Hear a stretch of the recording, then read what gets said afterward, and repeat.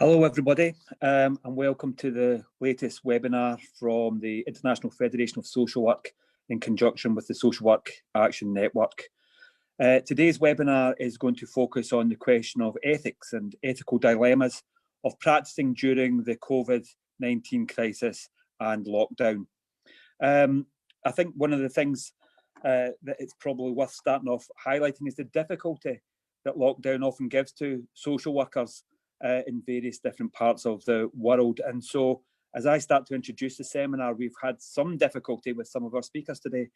So George Mansaray and Larry Alicia will hopefully join us at some point, but in their part of the world, in Puerto Rico and in the Caribbean at the moment, there is no electricity and no Wi-Fi. So we will hopefully be joined with them later on. But I'm absolutely delighted to say that with us today, we have a panel of excellent speakers, starting off with Ana Rudulescu. Ana is from Romania. She is the president of the IFSW in Europe, and she will be looking, drawing on experience from practitioners across Europe at the kind of examples and problems and dilemmas that social work practitioners are facing today. We also have Dawn Hobday. Dawn at present is the co-chair of the Global Review of Current Standards on Ethical Principles. She's the Vice President of Ethics, Diversity and Inclusion in the North American Social Work Association, and she's also an IFSW Ethics Commissioner. We also have Sarah Banks, who I'm going to introduce in a minute. Sarah will be the co-host, but Sarah will be very well known to many of you for her writing on ethical dilemmas and social work. So just before I hand over to Sarah, I just want to ask you to please take a full part in the seminar this afternoon or this evening or this morning or wherever you are in the world by joining and commenting on the Facebook page. If you've got questions, if you have got issues that you want to raise, if you can put them in there, then we will pick them up and address them to the speakers later on. If you're enjoying the seminar, please also like it, but please also share it onto your own Facebook page so that we can get as broad a reach as it's possible to get. So that's the basic introductions. Welcome again to the webinar. And with that, I'm going to hand over to my co-host, Sarah Banks.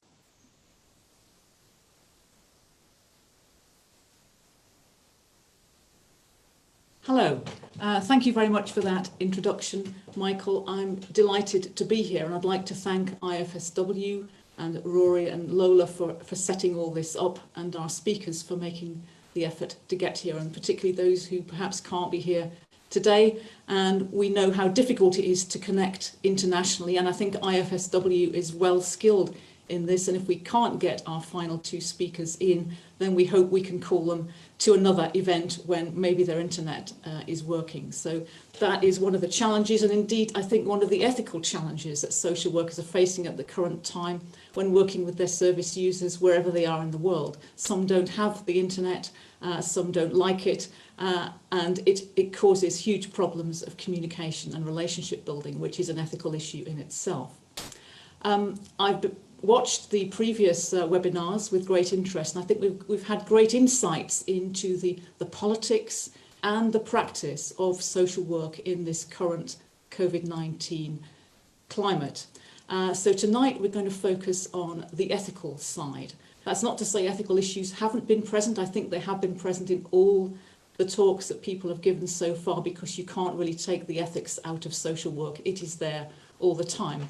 But tonight we hope to shine a spotlight on the ethical issues, the ethical elements of our social work practice. We've heard, I think, in some of the previous webinars about social work managers who are struggling to develop new policies that are fair in this current time, about social workers who are struggling to work when there are no rules and no procedures, and they have to rely on their own professional judgment, often alone and feeling quite isolated and even scared themselves. And so these are real struggles for social workers who are having to prioritise which service users they can actually look after or visit or care for at all, which ones have to be deprioritised, which I think is deeply disturbing for many practitioners. So in the light of this, a small group of social work academics from different parts of the world, who, of which I'm a part, got together with the International Federation of Social Workers and the British Association of Social Workers to suggest that we might do a small piece of rather rapid research to look at, in more depth, at the specifically ethical challenges that people are facing. We noticed that all the national associations across the world have very quickly and effectively put up some ethical guidelines about how to make decisions in this difficult time. What we thought we could do would be to find out some of the finer nuances and details of what people are actually facing, the stories of their emotions, the tensions, the disappointments that they face, and how IFSW and the national associations of social work across the world could perhaps better support and guide these social workers, as well as push national governments and policymakers to make changes in some of the policies and laws that have come into being in many countries, which are challenging the human rights of the service users. They're blocking social workers from doing things that they would normally do.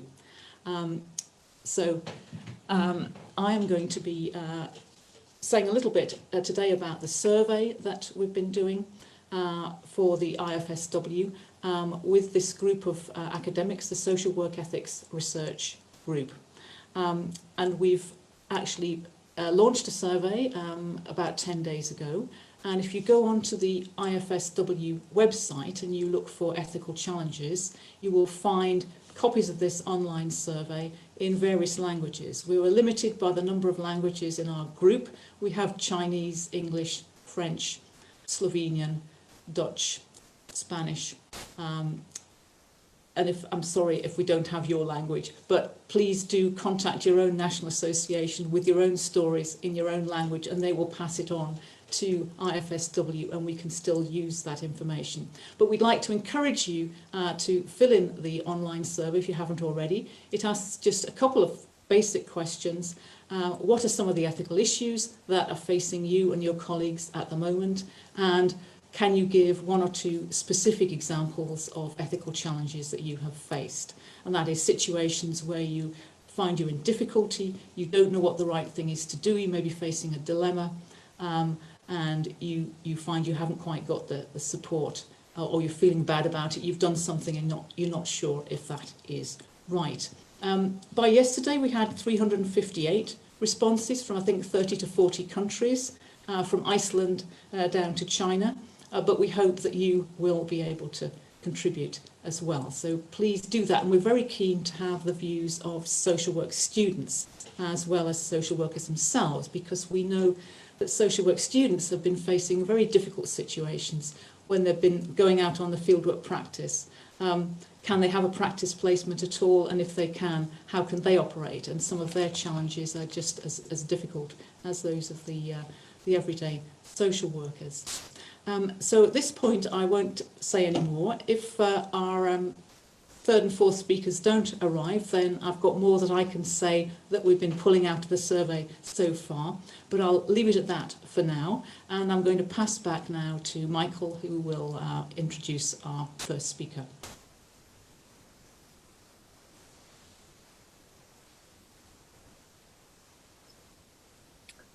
Okay, thanks very much, Sarah. Sarah obviously introducing some of the themes that we're going to be talking about this evening. And so without further ado, I'm just going to hand over to Anna, who I think has drawn together some practice examples and some issues from social workers from across Europe about some of the dilemmas that people are facing under COVID-19 at the present moment. Anna.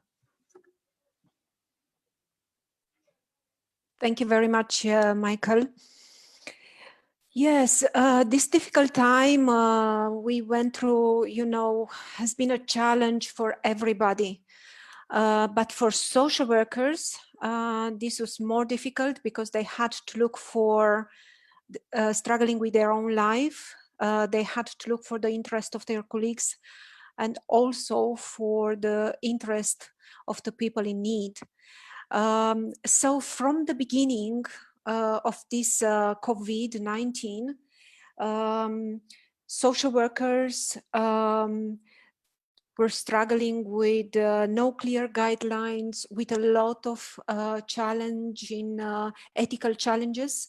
And therefore, they come to IFSW for asking sometimes support, sometimes different other experiences that we collect from the countries. So I prepare for this presentation a number of ethical principles that I find it in the examples or the situation that social workers brought to IFSW Europe, but also from my own experience. An important ethical principle that were challenged this time were related to qualification.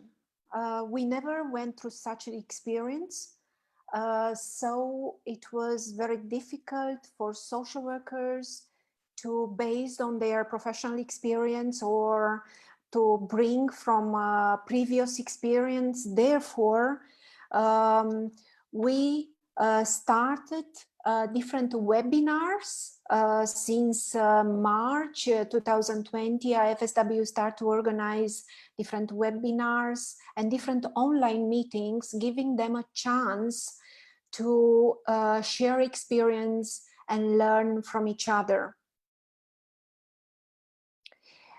We also consider that now is the time to include in the curricula for social workers such an experience. Another ethical principle, and I'm going a little bit faster through this. I put on the slide some information, but I will go a little bit faster because we have a short time. I'm sure that there will be some question later on. Another important challenge we faced during this time was related to fundamental civil rights. Public consultation were reduced to minimum during the COVID-19, and as we expect, the voice of vulnerable people was no longer heard. In order to answer these challenges, social workers try to be the voice of the people. And here I have to tell you that a lot of questions came to us related to the balance between the risk social workers has to take during this time, because in many situations they have to come with a strong request for some people that they lost the access to resources, and also to be a stronger voice on requesting services or freedom for services for people. Another ethical issue that we collect were related to distribution of resources. And here I give the example of victims of domestic violence, because they were not having access to services, to counseling, for example. In a number of countries, there were no services, face-to-face services allowed. Therefore, the victim of domestic violence, they were locked down in houses with their aggressor, and it was not easy for them to access the services. And also social workers were struggling to contact them, knowing that this is a challenge in this time. But here I would like to add also that social workers did not have access to resources all the time. And for example, a number of the Association of Social Workers requested and had strong campaign for the equipment of social workers, equipment that allow them to protect themselves, but also to protect others during the provision of services.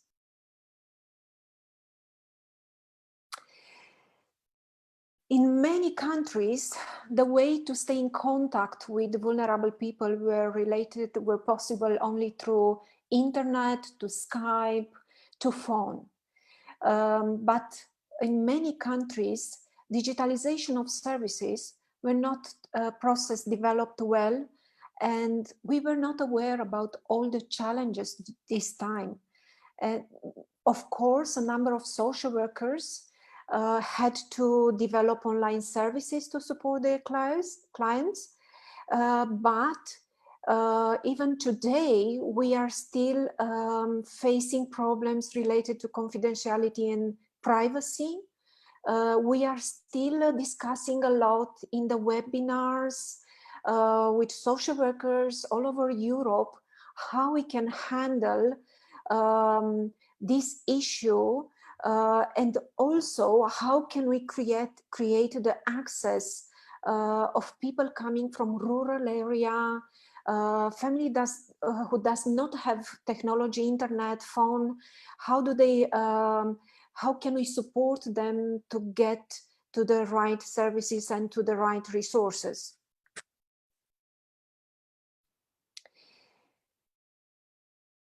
We had a lot of discussion in Europe regarding the balance of potential risk to social workers and to others.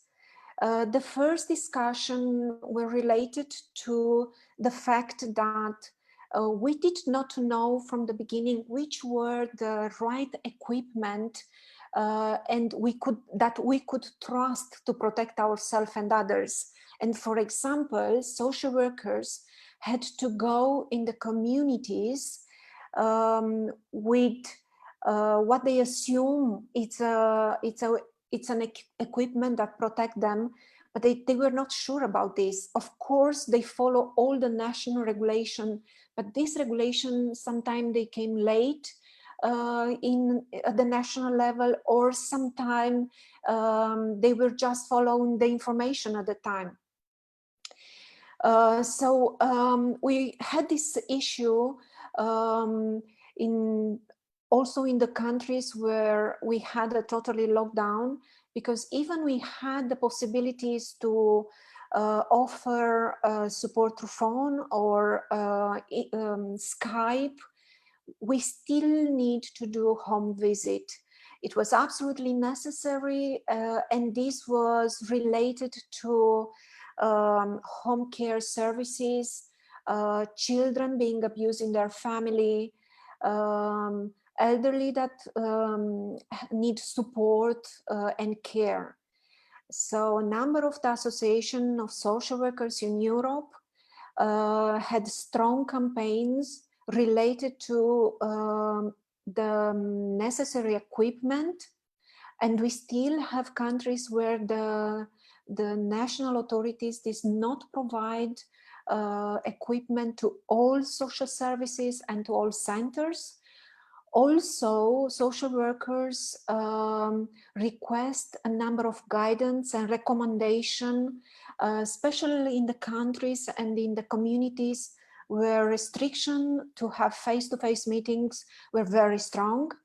But we also had a very important issue related to testing social workers against COVID.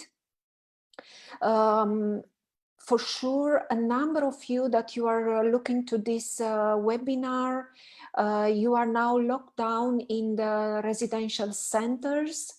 And maybe you are in the countries where, for example, the national authority decided to have a number of days locked down in these centers. And you know that probably in your country, it was decided a priority for having this test for social workers. But not everywhere happened. And I had a discussion with the social workers yesterday, what is the approach, because they don't know if they are infected or not. And if they don't know if they are in the situation to infect others. And this was a very important question, and I think we are still dealing with this. Thank you very much, and I come to you, Michael, now.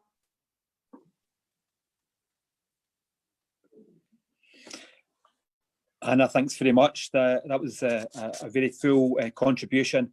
I think it raised some really important issues for us. Anna was asking us to think about the importance of professional registration and qualification, but also over the last several sessions we've talked about the growth of mutual aid networks and solidarity networks. So what's the relationship between professional social work and those new expanding networks?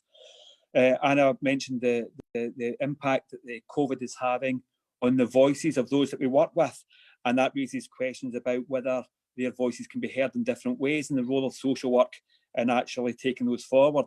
She mentioned the importance of IT, and I think in a very real way our webinar today shows some of the problems that has for those communities who don't have access to the internet and how they take those things forward.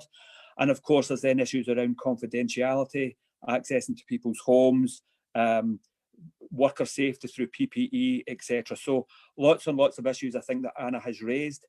I'm sure you have got many, many questions that you are now thinking about. Please do raise those questions on the Facebook page in the comments line, and we can address those to the speakers later on. I'm now going to hand over to our next speaker, and that's Dawn from the States.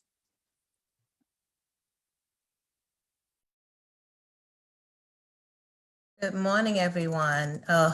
Good day, everyone, depending on where you are. I'd like to first just start off by thanking Rory for the opportunity to be here today with everyone. I'm really honored to have the opportunity to speak with everyone today. I also want to just take a moment to just congratulate the social work profession.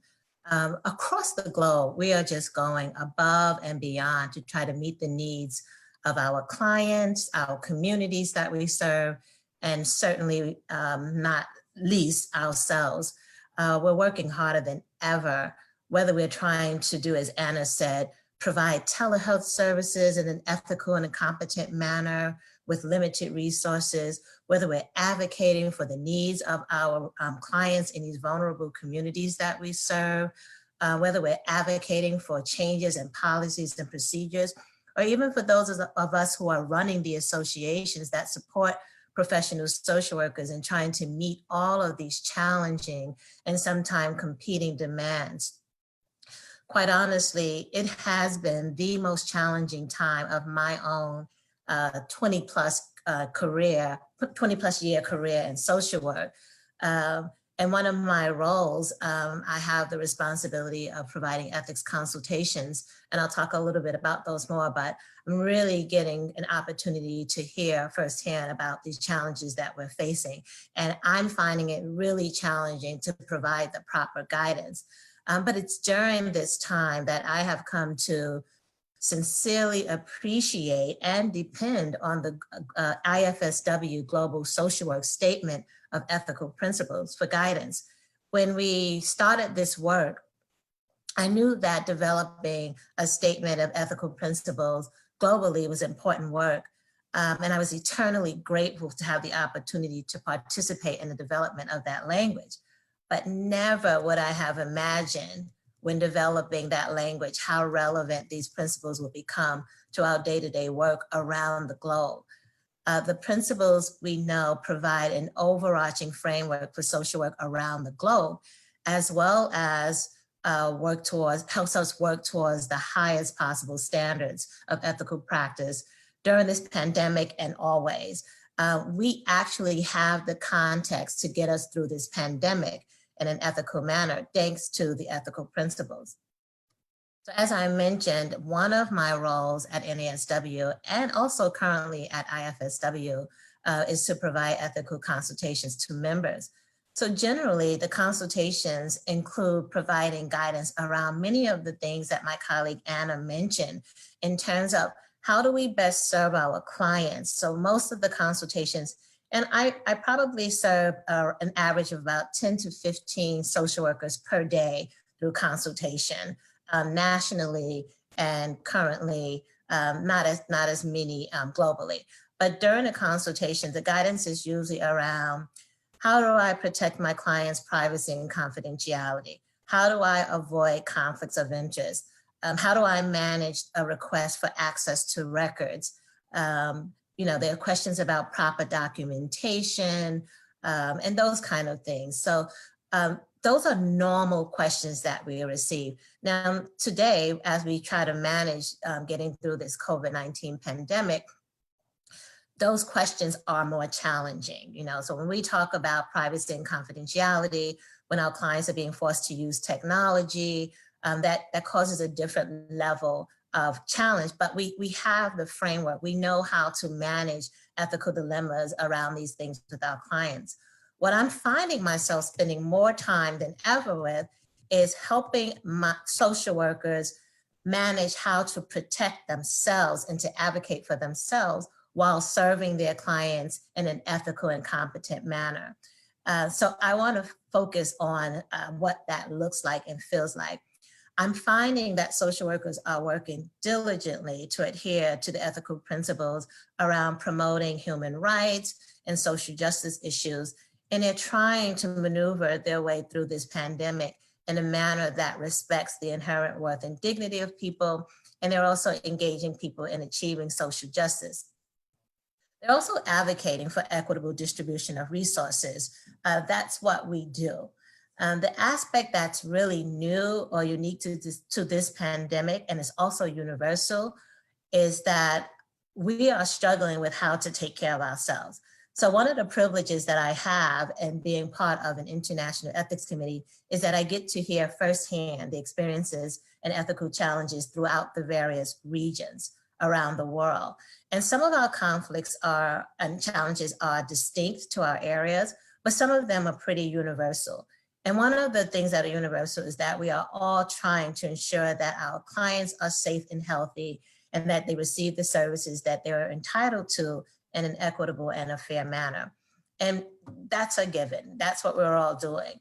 But quite honestly, where I'm finding the greatest challenges is in a professional social worker's ability to provide these services while trying to protect themselves. As Anna mentioned, social workers are being put in positions in which, while in the midst of trying to provide a continuation of services for their clients in a competent and ethical manner, they're also having to fight for their own rights to be safe. They're having to manage being required to see clients in person while not being considered essential or frontline workers, and therefore not receiving PPE protection. I found myself looking to the statement of ethical principles and honing into specific principles. And I'm so grateful that the language is there. And again, I never realized how much I would grow to depend on this language. So in the third section of the statement of ethical principles and why these principles are so important is, it's almost like we were foreseeing that this time would come. And I would, again, never imagine that they would be so useful. But the third section of this principles talk about social justice, and specifically 3.4 talks about challenging unjust policies and practices.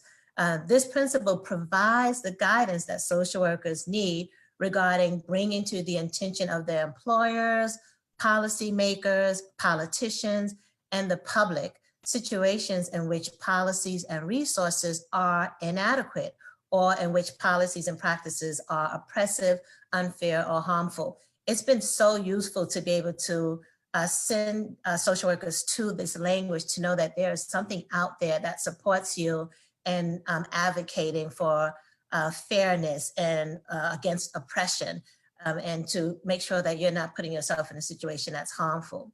So we're encouraging, according to these principles, social workers to be aware of situations that might threaten their own safety and security, and to make judicious choices in these circumstances. Again, this is language in our principles.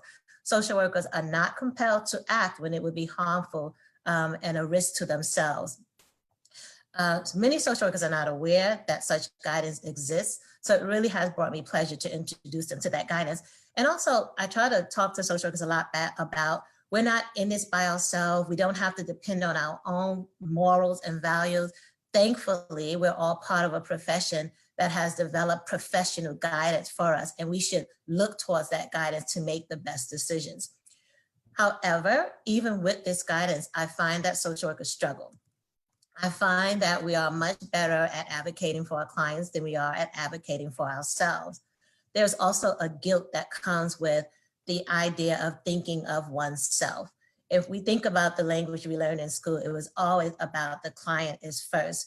Well, we're starting to change the narrative, and I'm really starting to talk about social workers about the fact that we have to care for ourselves in order to care for others. The idea that we put others first at our own expense is not true, and it's not helpful.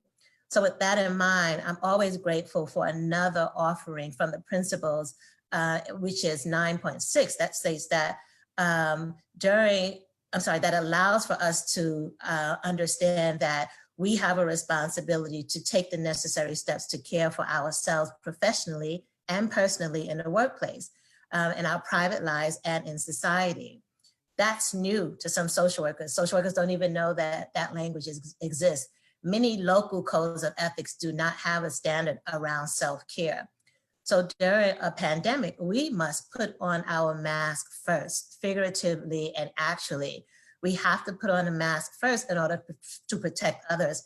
And that is about taking care of ourselves, getting rest, taking breaks, and doing what self-care is necessary so that when we do show up for our clients in our communities, we are healthy mentally, emotionally, and physically.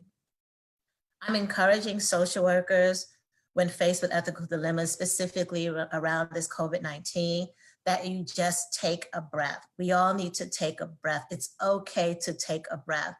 And in taking that breath, take time to review your ethical principles. Review the IFSW Statement of Ethical Principle. It's a very useful document during this time specifically. Take the time to review your local codes of ethics. Seek out supervision. You're not in this by yourself. You shouldn't try to make these decisions on your own. Seek ethical consultation. As I mentioned, the National Association of Social Workers provides ethics consultation, and I know that many other associations do it as well. And thanks to Rory, IFSW is also offering that consultation. So please take advantage of that so that you can make the best decisions without harming yourself or harming your clients. And I'm encouraging social workers and their employing bodies, according to Principle 9.8, to create conditions in the workplace and in their countries where the principles of this statement and those of their own codes are discussed, evaluated, and upheld. So take advantage of that language. Use that to support yourself when you're trying to advocate for yourself. In closing, I'd just like to say again, thank you to our social workers. And I'd like to make certain that you know that your professional associations are there for you and that IFSW is here for you. So I just want to say thank you and keep up the good work, and we're here for you. Thank you.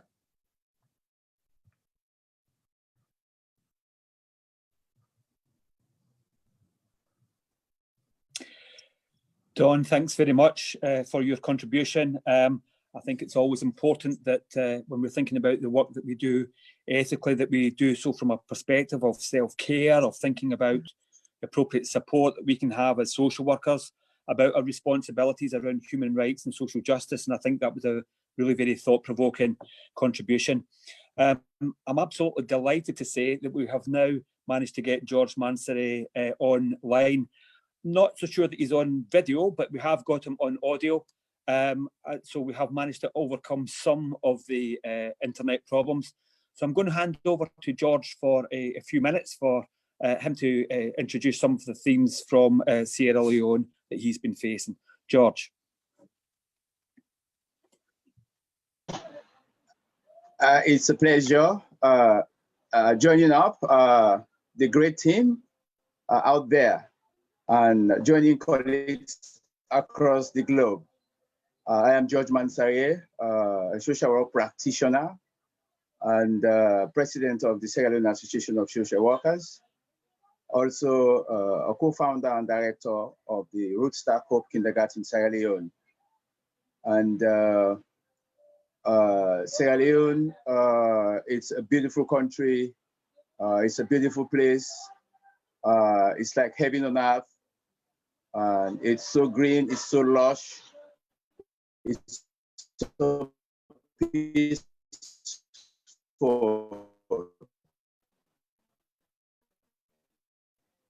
It's rather fortunate that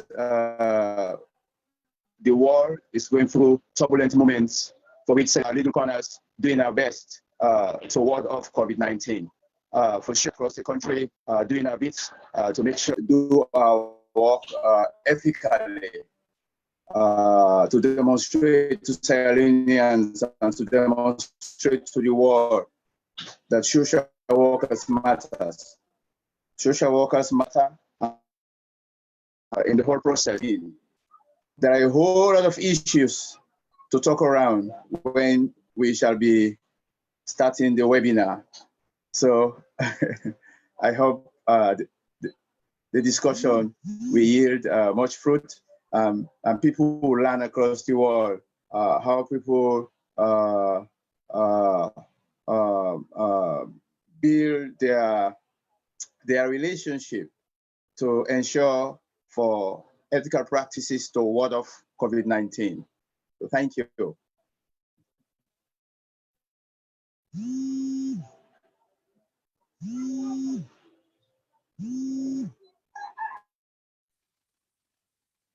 George, thanks very much for that. We had a bit of trouble through some of the internet connection there, but I think we got the gist of what George was presenting there. I'm going to hand over now to Sarah, who's going to draw some of the themes, I think, together, or highlight some of the themes, and then we're going to go into the question and answer session. So, Sarah.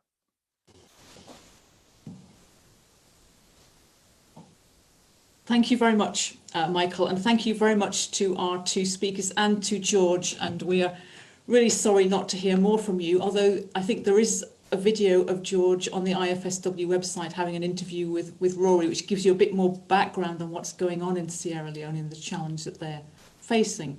What I'll do now is just say a little bit about an overview of the issues that we've tracked that are coming up from some of the surveys that have come in. Not all of them, just a quick overview. And I think the issues are very much the ones that have been mentioned by Dawn and Anna, and have come up in many of the previous webinars, and also a very, very good webinar that IFSW held last week from Africa on the ethical dilemmas facing social workers in Africa, which I would thoroughly recommend to you, which is on the IFSW website. I think one of the most dominant issues coming up from social workers is the impact on relationships with service users. It's obvious because social work is a relationship-based profession, and if you can't have a good relationship person to person, then this causes huge problems for the social workers and for the service users. So all the issues about digital working, in some countries like the USA, they have a very well developed section in the Code of Ethics, and they're probably more used to doing the digital working than in some other parts of the world where there may be very little in the Codes of Ethics and very little good practice guidance available.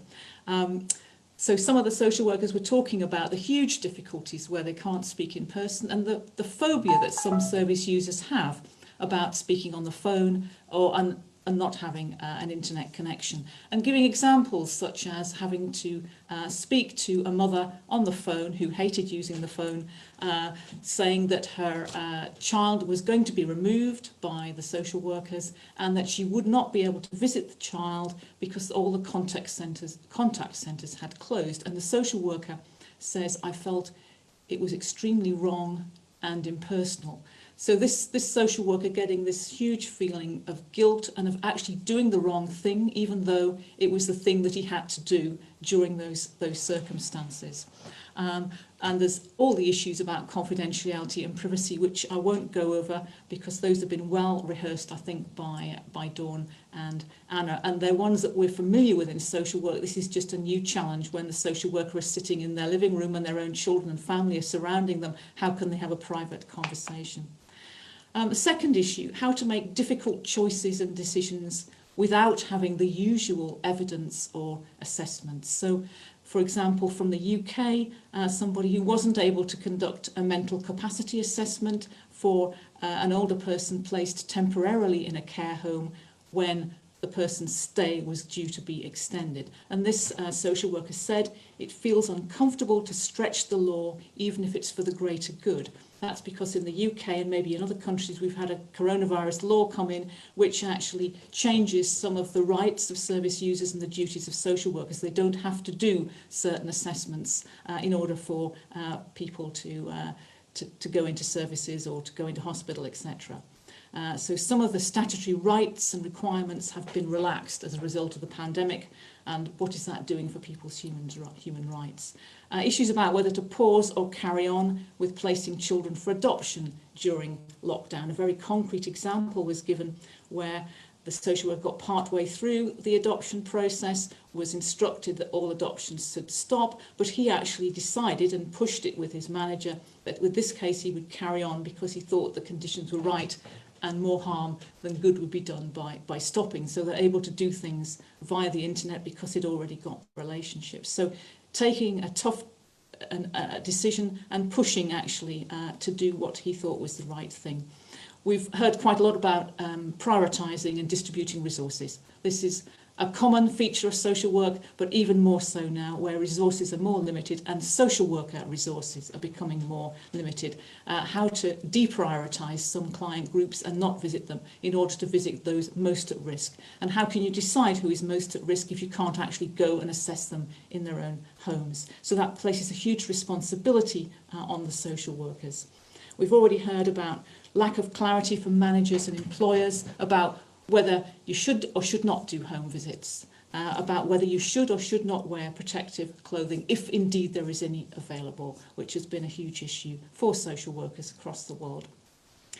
The need to take on work outside the rules, to adapt and to take on new roles, and this can be difficult.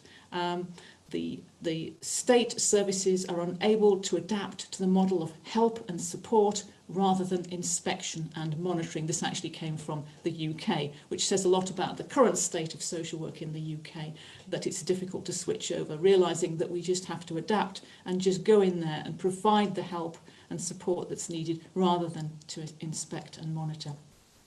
Having to take on roles not normally expected of social workers, so providing actual physical care for patients discharged from hospital because others can't do that, cleaning the child contact centre, so taking on whatever role is required, which may not be in the list of qualifications or job description, and having to ask others to take on roles usually taken by the social worker and wondering if this is right. For example, asking a foster parent to facilitate contact with birth parents, which would usually be done by the social worker. And above all, we noted the array of emotions that people reported. We specifically asked people to note their emotions because we felt this is a very, very important and emotional role that they are taking, and that there is a burden of responsibility. And the word that came up, not surprisingly, most often was guilt. And as Dawn would no doubt confirm, this is something that is very sad, that social workers are feeling guilty for faults that are not theirs, that it's the situation that they're in, but they nevertheless feel guilty because they cannot provide the level of service they know the people need, and they see people affected by the pandemic. Those who are most in need are those who are most affected. They are lacking jobs, lacking food, lacking the internet, and social workers find that they can't reach them. They're the people who are still remaining invisible. So feelings of guilt that they can't offer the long-term support to a young person, guilty in being part of an inadequate system was one of the responses that we've received.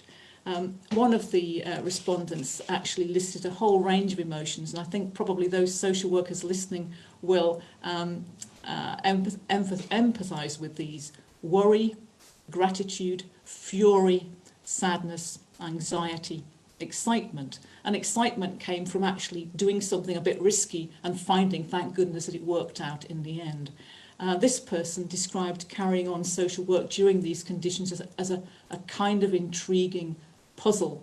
So we heard from, there was one social worker I remember from Canada who said how afraid she was for herself and her family. Should she go and do visits? Could she cope with this? And then over time, gradually feeling stronger, feeling more able to cope, and then starting to feel that she was doing a good job, and then to feel some sense of satisfaction. And that is very important, that social workers do recognise that they are doing a very good job in these situations. But the next point, I've got 2 more points, is the impact of the restrictions on social work service users. And one of the respondents talked about the impact of measures taken to combat the virus, leaving children in limbo, not seeing parents, damaging their mental health and the well-being. And he said, I just feel that antisocial social work, as I call it, fails families. Even though I understand the need to protect people, it has just felt so unjust and oppressive. And that hit home to me. Maybe some of you have been using that term already, antisocial social work. It's almost like you're not allowed to do the real social work. It's antisocial because you're at a distance, you're behind a screen, you're not providing the usual services. And it leaves a toll, I think, on the people who are engaging in that. And I'm not sure how many more minutes I should use up, perhaps a couple more minutes. I'm hoping that Michael will smile at me if that looks okay. He can put his thumb up to me if that's okay, because I can see him there. Because I don't want to take away from the later discussion. A final point is from students and academics. So the students having to decide themselves, they're offered a placement, should they go? Is it too risky? Some feeling upset because their placement was withdrawn. And one from a social work academic who decided to maintain the student placements where they could be safely done, but actually feeling worried. What if they'd made the wrong decision and it turned out, if a student became ill or God forbid died, they would then be blamed for putting the student in that situation. So affecting all people, actually. And in summary, a few of my thoughts about this, if I can find where I've written them down, because I wasn't necessarily expecting to say all this. Yes, I've found them now. Right, so it seems like this is social work in a crisis. We know that. Social workers have experience in some parts of the world in disaster situations, in floods, hurricanes, earthquakes, war zones. But the problem with this is it is antisocial social work in a time of crisis. That physical distance between people, that restriction on services, that you can't suddenly build up a little centre in a tent or whatever because you're not allowed to touch people and to go near them. So that idea that you cannot do, you've got to respond quickly, you've got to rely on your own professional judgment, you go back to your own personal values, but you still can't provide what you would like to provide. And the amount of moral stress and moral distress that people were expressing was notable. Moral distress is where you know the right thing to do, but you can't do it. Also, a term moral injury, which is quite an interesting concept that comes from the military and soldiers who are going and fighting and feeling hugely injured, that their moral selves have been damaged because they've had to kill and maim. And in some cases, of course, we know the consultants and the surgeons and etc. are all feeling similar kinds of injuries, but social workers too, because you have witnessed and been party to practice that you feel is wrong, where people have actually died, people have been left in care homes. We've had reports coming through on the chat from some of the countries where people, Russia, for example, 132,000 residential institutional staff are locked down at elderly homes.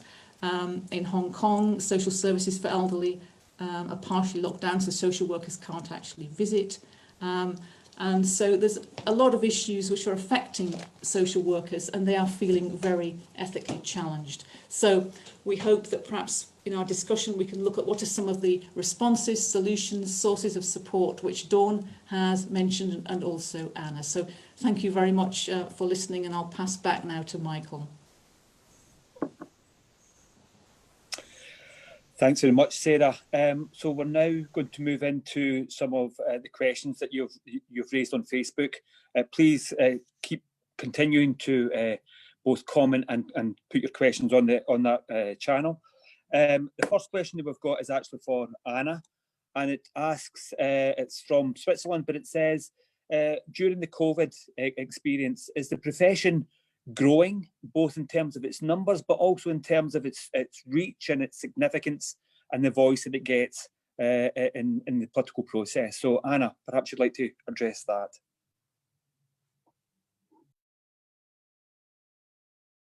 Thank you very much, Michael.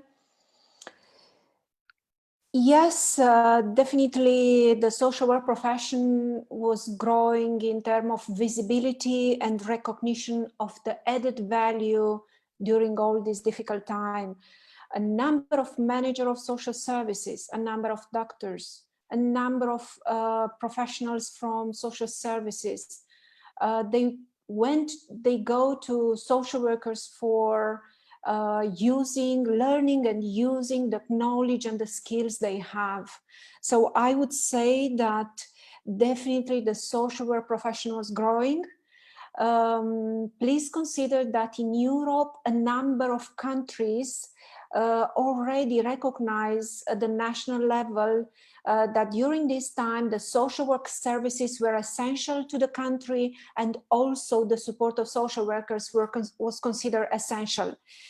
All this experience we went through enriched our profession, and we were challenged, and we had to change totally our approach and our traditional way of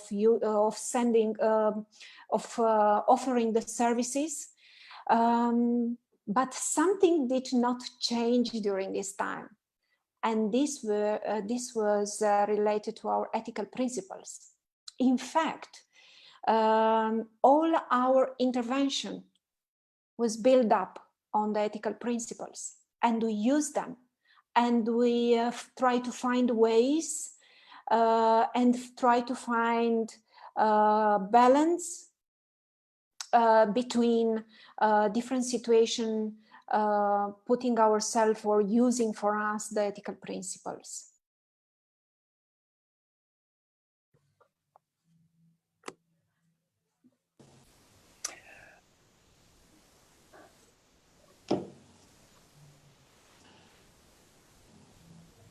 Okay, should I ask a question of Dawn now? I was just looking here.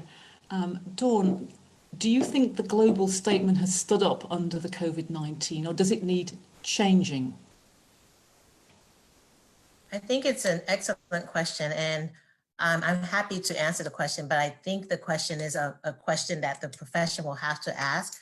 For me and my experience in terms of how I've been trying to guide social workers through this pandemic, I found it to be right on target. Just keeping in mind the purpose and the goals of a set of principles, they are meant to be pretty much aspirational and broad. And so in that sense, I think they've absolutely provided the guidance that I've needed to provide guidance to social workers in my role. I also agree that they are meant to be used in collaboration with codes of ethics. And in that sense, I think they've stood the test of time. I think they've been more useful than I've even imagined. The thing is that we need to make sure that we promote the actual standards around the globe, and that we encourage social workers to use them and to understand their purpose and goal, and the fact that they're very useful. I think this is a great opportunity for us to look back at the principles after this, to ask that question of the profession. Were they helpful? And if so, great. If not, what is it in the principles that we would need to change to make sure that in the future, it provides the guidance that's needed around the globe. So yes, I do think that they have stood the test of time during COVID. Mm-hmm. Thanks very much, Dawn. I've got a question now for George. Hopefully our Wi-Fi will keep up. But George, a number of people on the Facebook said that they've seen the video that you did with Rory. And on that video, you said that Western models of social work aren't really working in Sierra Leone. So the question is a simple one, really. What does work? Well, basically, the conditions and the situations vary. Sierra Leone, it's in sub-Saharan Africa. It's a very poor country, and there are not the structures that makes provision for referrals. And just now, Anna was saying they had telephone contacts with clients, and some were not appreciating telephone calls, to walk over some situations. For us out here in Sierra Leone, you have to make the physical contact. You have to go out there on the field. You have to have a face-to-face contact with the clients on the field, and you have to really have a dialogue with them to assess their situation, and you also have to have their own input in working over the challenges they are facing. You cannot just import the Western model, which does not work. The Western models that were adopted before was like a top bottom approach.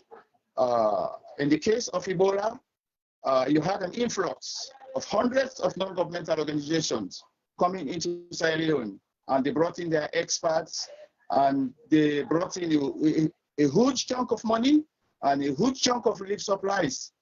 And most of the experts that came in have no idea about Sierra Leone, have no idea about the culture, have no idea about what the people really want.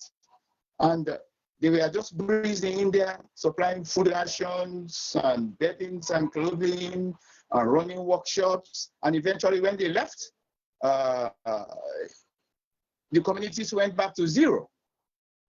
As compared to COVID-19, it took the world hands up, and none of these big organizations are sending in experts from America or from the UK or from Scotland or from Germany.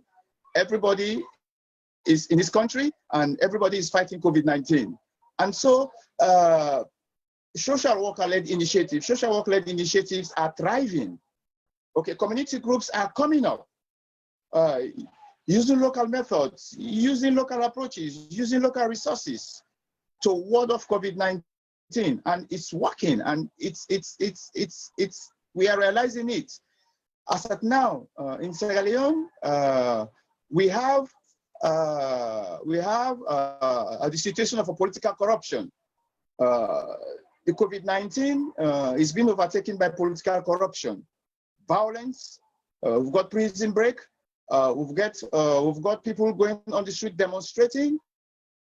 We've got people demonstrating against lockdowns, and fishermen were burning their police station and destroying their health center because they were locked down and they were not provided for.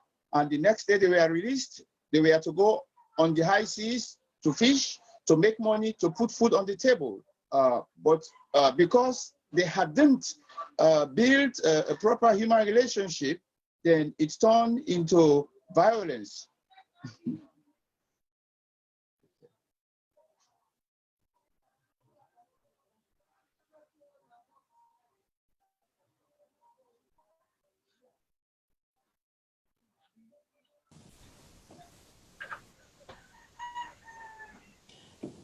Two questions have come in for... Eventually, yeah. But can I continue?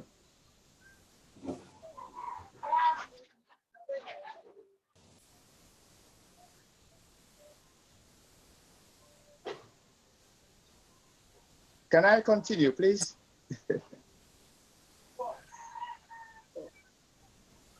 Sorry, George. Yeah, please do. You've got a couple of minutes left. If you could sum up in a couple of minutes, that would be fantastic. Okay. Western models don't work because their plans are pre-packed, and as at now in Sierra Leone, the situation has changed completely.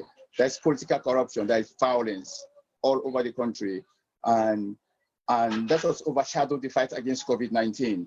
And there's a curfew, and the state is not making provision for emergency food supplies, and the hospitals have cut down on their staffs. And so people are even scared of taking sick people to the hospital. And there has been this inter-district lockdown. You cannot move from one district to another. And it's all chaotic. And people have to move from one point to another.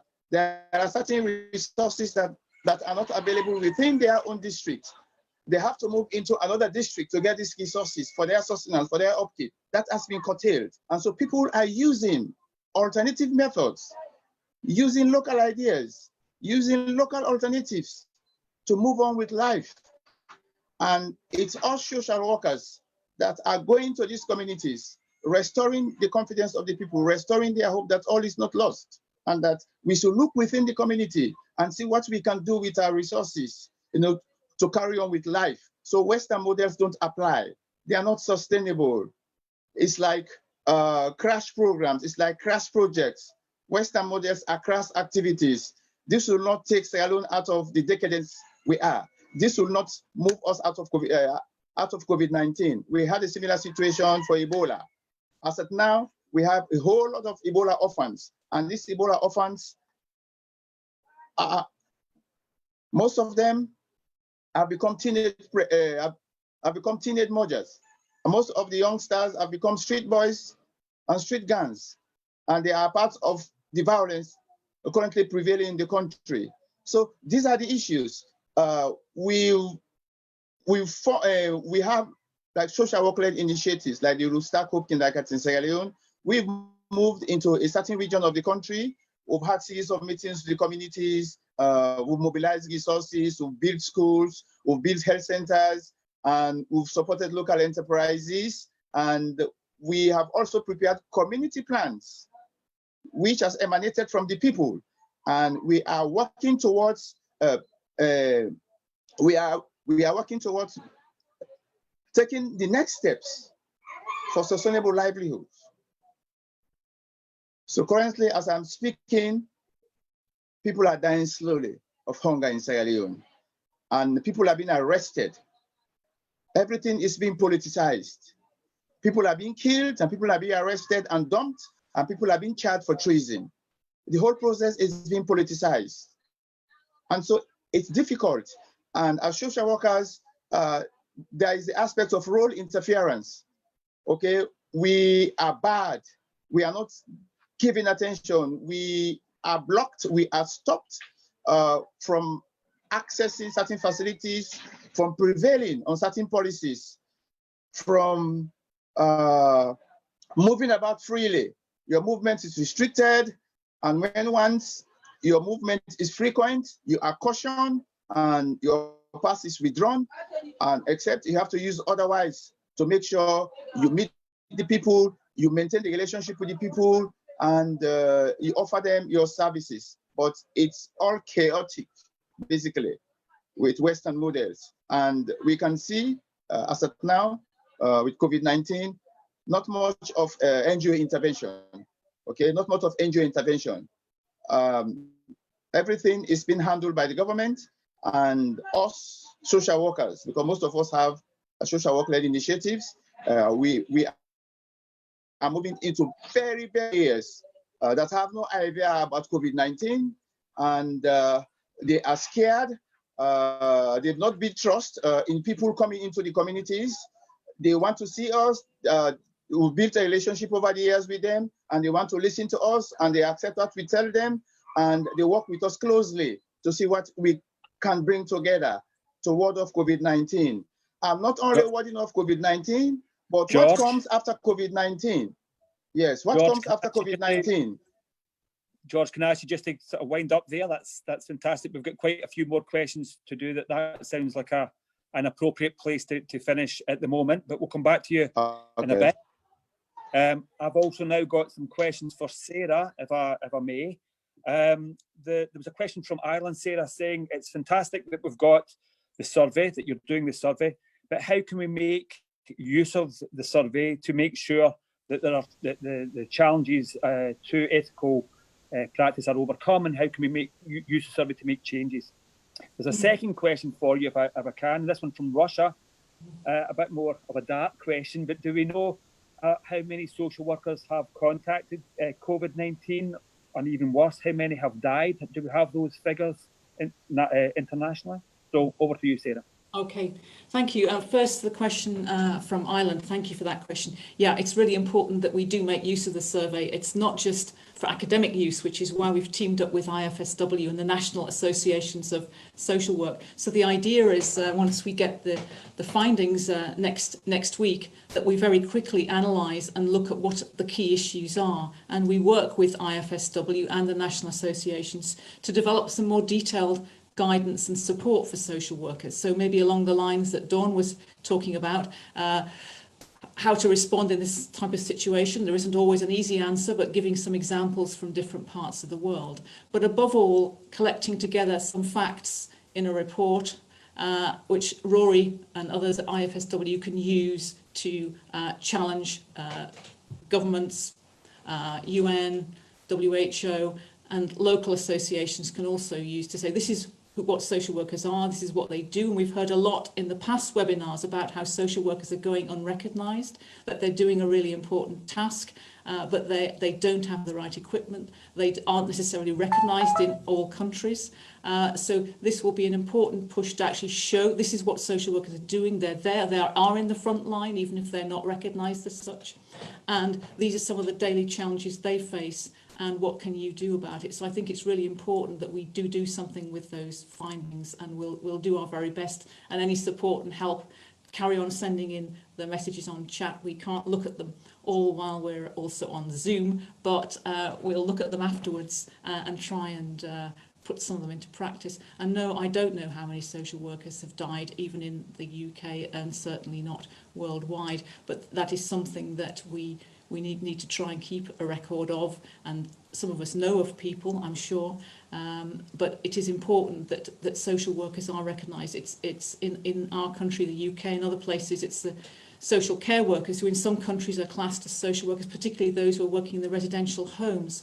And I think the death toll there is quite large and is being recorded. But we do need to get our national associations to keep those records, and maybe some national associations are attempting to collect that kind of data. And I'd just like to say, since I've got the air, I have been looking at some of the chat, and I could see a lot of positive comments coming to agree with what George was saying about the unique situation in your country and in Africa as a whole, about the political ramifications and the need for social workers to take action, and also some comments here about how can social workers actually challenge more? How can we challenge policy? Because it's a crisis, we're working on the ground on a day-to-day basis. And I remember one of the speakers last time or the time before from Brazil, who was a great speaker, actually saying, don't worry, you've got to do your daily work, but we will be there when we can get our energies together, when we can get our collective action together through the Social Work Action Network and IFSW to actually mobilise and challenge some of the injustices that have become more visible. I think we all know about the inequalities in society and the way that the poor have been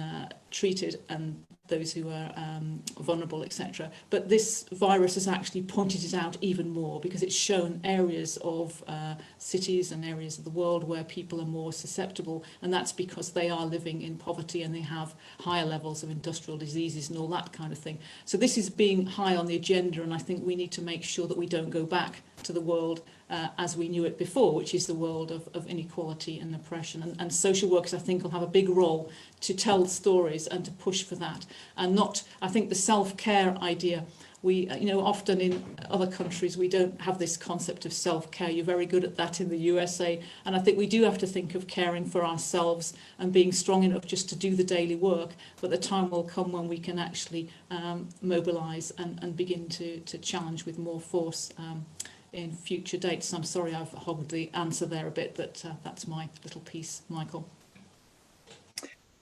Thanks very much, Sarah. Time is pushing on. We've only really got time for two really short questions. So I'm going to have one for Anne and one for Dawn. About Anna first, it's a question that's come in from Russia, and it just simply says, what are the connections between IFSW and the World Health Organization, if any? And I think the purpose of the question is, how, as a profession, are we having any influence, if we are, on the decisions and discussions taking place at the WHO? So I'll hand that over to Anna first of all. Thank you very much, Michael. I have to tell you that the complexity of situation we went through forced us to work at all levels, which means social workers has an important partner in the national authorities. This was an important level, and we work with our governments to identify the necessary working procedure and approaches that bring us to a better result of interventions and the best of social service provision. But you know, at the European level, of course, we were in contact with all our networks. And as president of IFSW Europe, I was in contact with the Fundamental Human Rights Agency, with Council of Europe, and with all our partners that we are cooperating with. I have to tell you that IFSW has representatives at the European level, but also the global level to the United Nations. And during this time, all our approaches and all our needs at the regional level were sent to the United Nations, of course, to the World Health Organization, in order that they know our needs, in order that they know our resources, in order that all the recommendations they are doing are possible and we don't let anybody behind. So during this time, it was really a great effort that we could influence. And please listen to me when I'm saying that, yes, social workers were the one influencing the way the social services has been provided and the way we could take care that really nobody was left behind during this very difficult time. And the social workers organization this time had a very difficult role to take care that social workers are not forgetting about themselves. And when it comes to equipment and all our efforts, of course, we cooperate with the European Commission, with Council of Europe and World Health Organization.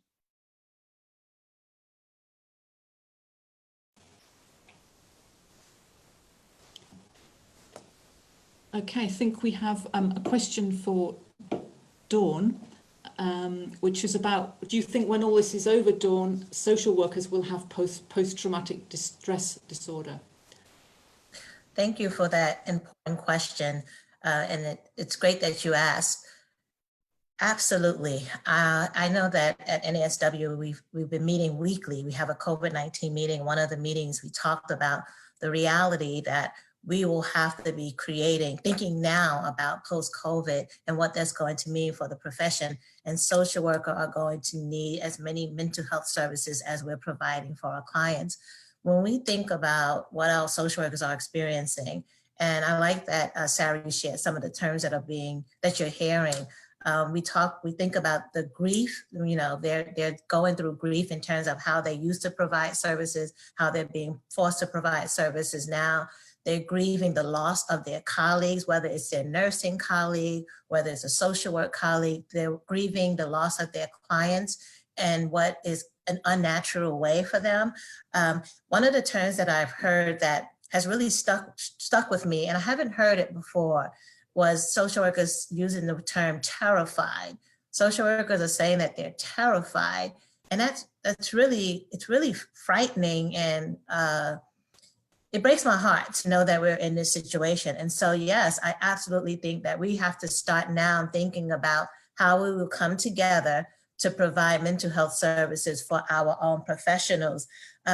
There's also situations where, and I'm sure this might be happening in other countries as well, but I know in the United States, social workers are being put in situations where, especially in hospital settings, they're being asked to make the decision about who gets to live. And so if you have one client who's a senior, 70 years old, and you have a younger client, they both come in with COVID and there's only one ventilator, they're asking the social workers to be responsible for making the decision about who should get that ventilator. Imagine the trauma and the post-traumatic stress disorder that these kind of decisions that are being forced upon social workers is going to have on them. So absolutely, we have to start preparing right now to be able to put in place resources for our social workers. So NASW is actually starting to work on that, pulling together resources where our social workers can go to get the help that they need, to get someone to listen to them, to help them get through this traumatic situation. So this is a really great question, and we'll absolutely need to start pulling those things together for our own professionals. It's another level of self-care. Self-care is going to mean we have to start taking care of each other, because we'll need each other after this.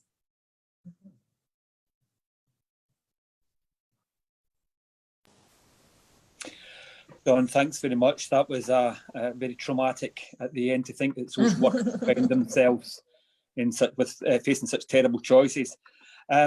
We are now drawing the webinar to a conclusion. In a minute, I'm going to hand over to Sarah, who will give us some sort of final thoughts. But just before we do this, I just wanted to remind people that this is part of a series of webinars being run by the IFSW and the Social Work Action Network. And so please come back to our Facebook pages where we will be advertising the next of these fortnightly meetings in the next few days. So we will be back online in a fortnight's time, and the adverts will be out soon for that event. Finally, I would like to thank Anna and Dawn and George, and in the background, who you haven't seen, but Lola, who's been doing all the tech for us. And the final thing that I will say before I hand over to Sarah is that if you are in the UK, remember that at 8 o'clock tonight, we have our normal weekly clap in support of NHS and social care workers. And that will be clapping for those social care workers and social workers, including, I think it's the 4 social workers who have been killed so far in the UK as a result of COVID-19.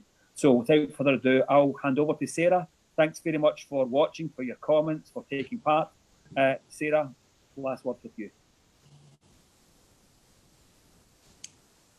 Thank you very much, Michael, and I'd like to thank you.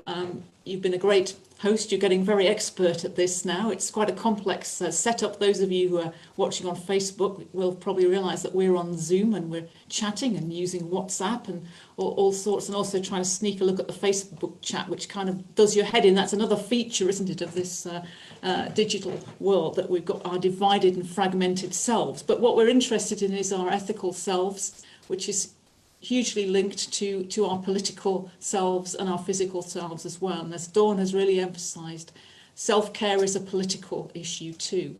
And for a long time, I've been thinking that ethics is supremely political and politics is also highly ethical. And we can't disengage the two, because we are ethical and political actors in this world at the moment, and our experiences and the experiences of the people that we work with, the voices that we've heard of, are really, really important. And I think the social workers are doing a very tough and very good and very needed job, and it's incredibly impressive to hear from all over the world what is going on and how people have moved so incredibly quickly to take on new roles and have taken risks themselves and have had to work out these very, very complex ethical dilemmas of what to do and how to do the right thing. So I hope that you'll be interested when we publish the results of the survey and we try to produce some guidance. And I would also again repeat that we do want to hear from you. There's so many unique ethical dilemmas in particular settings, particular countries, and also many of them are also common across the world, and that has really struck us, and we are all in this together as a worldwide pandemic, and we all to have a worldwide response. But it's encouraging and heartening, I think, the number of people who come live to these sessions and the number who watch them afterwards. It's in the thousands, I think, who are watching the video recordings afterwards. And that gives us a greater sense of solidarity, which is certainly the purpose of having these events. And we can take inspiration, I think, from the actions that are happening elsewhere and make some changes in our own practice. So I hope we all go away from this a little bit heartened that there are lots of good social workers around the world attempting to practice ethically, and we can take some political action together also in the future. So I look forward to joining with you as a mere participant who can put in some questions in 2 weeks' time. And until then, keep safe, stay well, and keep practicing ethically and politically. Thank you very much indeed. And I finally thank Lola myself, because Lola has been great. You don't see her. You don't hear her, but we certainly know she's there. She's been helping us put it all together. And Rory Truell has been excellent, who set it all up, and he's also there lurking in the background. He's been feeding us through some of the questions. So you're a great team, IFSW and SWAN. So thank you all very much indeed, and thank you, the audience. Okay, and if I can just jump in, just to say it was far too modest, but please, the other thing to do, of course, is to make sure that you take some time to fill in the IFSW, the ethics questionnaire. It's on the IFSW website, and it's open until the 18th of May. So you've got a little bit more time to complete that questionnaire. And I'm sure Sarah would encourage all of you to do so that we can get as wide a range of responses as possible. Thanks very much. See you next time.